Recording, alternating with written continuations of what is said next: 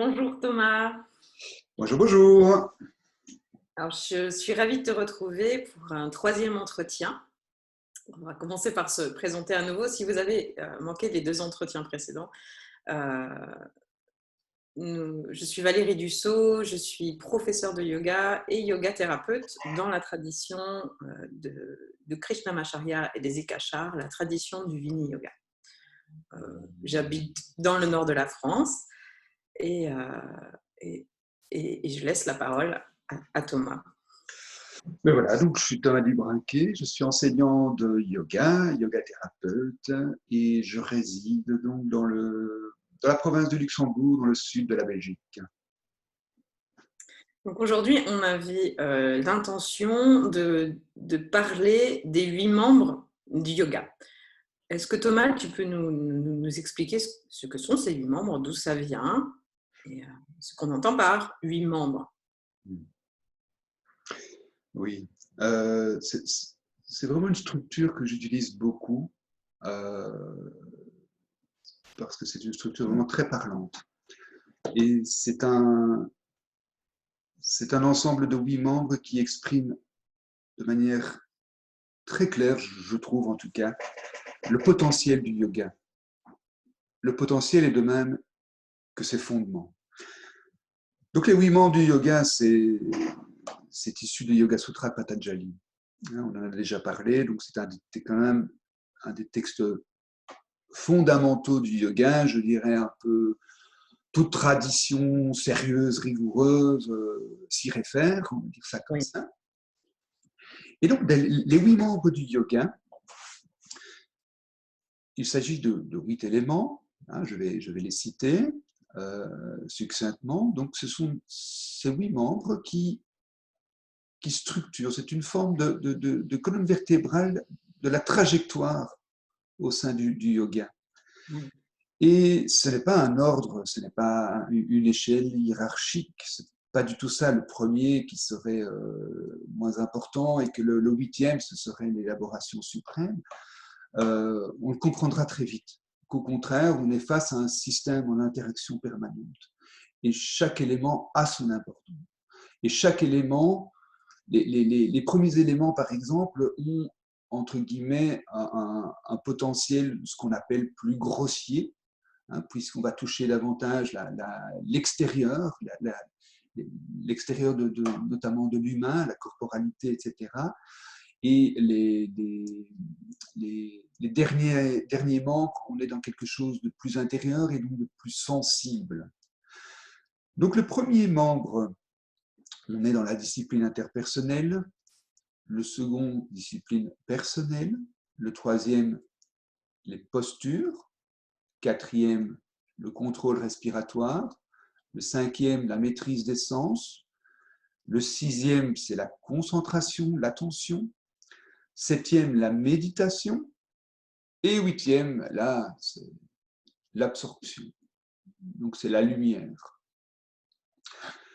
Donc, on voit donc progressivement, on est dans quelque chose, dans des fondements, on est dans quelque chose de l'ordre de l'interaction et de l'extérieur de l'être humain, des couches externes.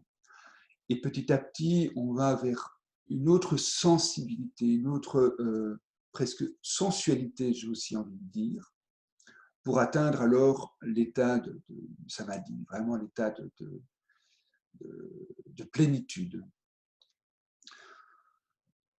Voilà, je pense que dans un premier temps, on va les présenter comme ça. On va essayer d'aller peut-être maintenant un peu plus loin par rapport à ce que ça recèle, à ce que ça révèle aussi au niveau d'une pratique de Vini Yoga. Donc on le voit, je pense que Valérie, tu en as un petit peu parlé lors d'un entretien précédent. Le Vini Yoga, on est dans l'adaptation. Donc c'est le yoga qui s'adapte à la personne, à son contexte, des contextes multiples. Également, des couches plus externes pour aller vers des couches plus internes. Et donc, on tient compte de l'environnement général, mais aussi l'environnement émotionnel et intérieurement, cette dynamique émotionnelle, ce parcours de vie, etc. Et donc, ce sont des fondements, ce sont des bases. Le comment je suis avec l'autre, j'ai envie de dire, quelle éthique, hein, on parle vraiment d'éthique, on est vraiment là-dedans. Et préalablement même à quelle discipline, quelle rigueur intérieure j'adopte. Et ce sont vraiment des éléments, et je pense que ce n'est pas anodin, qui sont justement aussi les deux premiers, c'est-à-dire qu'une pratique de yoga, comme on pourrait l'imaginer, n'est pas se perdre comme un ermite au fin fond d'une forêt ou sous les monts. Mais au contraire, une pratique adaptée du yoga doit permettre, doit soutenir la personne à s'intégrer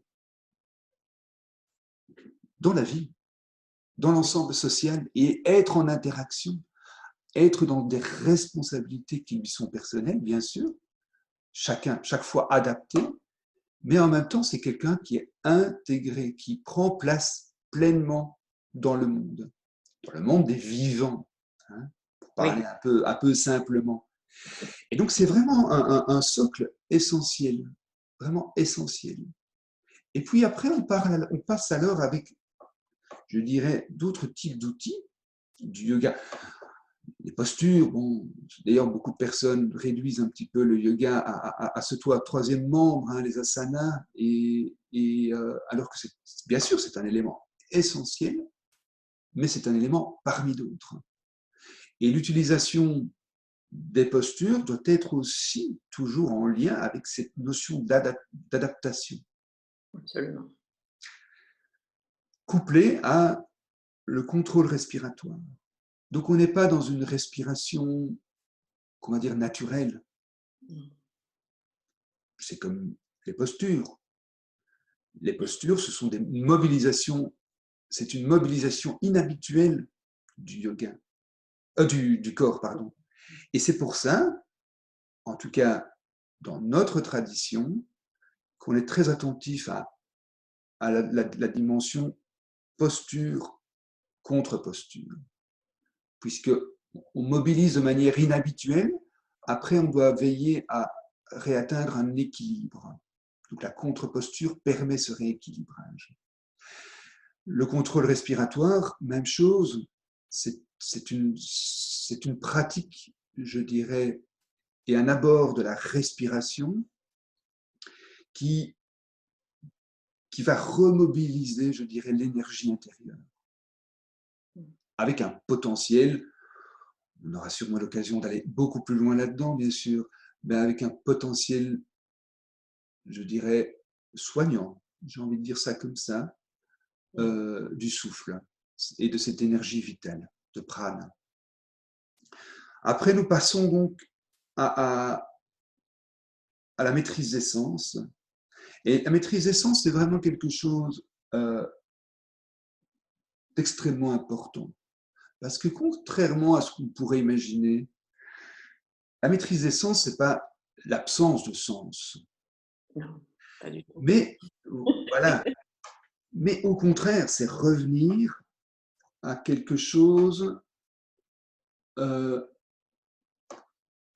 dirais, revenir à un lien puissant avec le sens en question et pas être dans la surabondance de sens.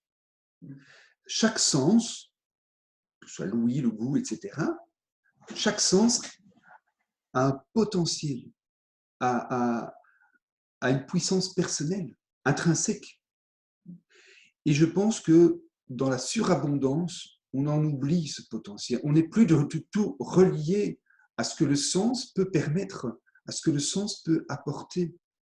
Et c'est ainsi qu'on parle aussi de maîtrise des sens.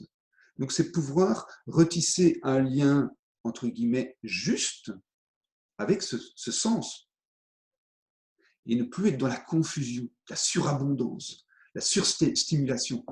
C'est ce que c'est actuellement, enfin, depuis très longtemps, bien entendu, mais on est tout de même dans une surabondance de stimulation.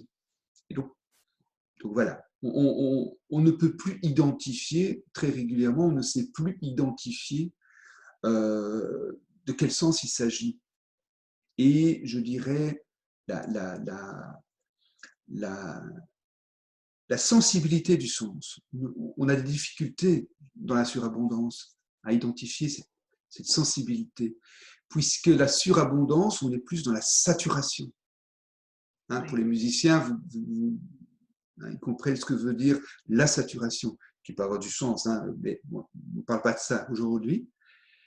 Et donc c'est vraiment la question de la maîtrise des sens, c'est vraiment quelque chose aussi d'essentiel, de pouvoir affiner son rapport à soi, affiner son rapport à l'autre, affiner son rapport à son environnement général, etc. Donc c'est quelque chose, c'est pacifier les liens, être dans quelque chose de juste. Donc la maîtrise des sens, c'est vraiment, on n'est pas dans l'absence des sens, mais au contraire, c'est peut-être redonner une place beaucoup plus juste et beaucoup plus pacifiée à tous les sens que l'on connaît. Ensuite, la concentration, l'attention, c'est vraiment un élément important, la concentration. Donc la concentration, c'est le lien que moi j'entretiens, moi, avec un objet au sens large. Ça peut être une idée, ça peut être un sujet, ça peut être une image, ça peut être une personne. Et c'est vraiment le lien que j'entretiens de manière spécifique avec cet objet. C'est ce qui en fait la distinction avec le membre suivant qui est la méditation. Où la méditation, là, je deviens l'objet. Voilà, je deviens l'objet. Alors, la méditation, bien entendu, hein, et je pense que Desikachar en a assez bien parlé, c'est non seulement un état, mais c'est aussi, et peut-être avant tout, un cheminement. Donc il y a les deux aspects en permanence. Okay, et on est très loin de l'image d'Épinal, encore une fois, hein, la méditation. Et le huitième élément, là, on est dans l'absorption. On appelle ça comme on veut. Enfin, pas comme on veut, mais je veux dire, il y a différents termes pour le signifier. Et ça, je dirais, c'est en fait, selon moi, c'est un petit peu cet état de reliance où tous les éléments se trouvent en équilibre, tous les éléments précités. Donc, c'est-à-dire qu'on est dans un stade d'équilibre global. Alors, cet équilibre global donne intérieurement ce ressenti profondément pacifié, profondément lumineux. Mais ce ressenti peut être très furtif, bien entendu. Et on n'est pas nécessairement dans les représentations imagées qu'on peut en avoir. Voilà, donc j'ai pris pas mal de temps pour répondre à ta question, Valérie, mais je pense que c'est vraiment important de petit à petit de se rendre compte de cette plénitude. Et il y a une multitude d'outils qui nous soutiennent dans notre quotidien. Et on voit donc justement cette multitude d'outils qui nous sont offerts par une pratique adaptée du yoga. Merci beaucoup Thomas pour toutes ces précisions. Je pense qu'on continuera d'élaborer autour des 8 membres du yoga pour notre prochain entretien. C'était vraiment très riche.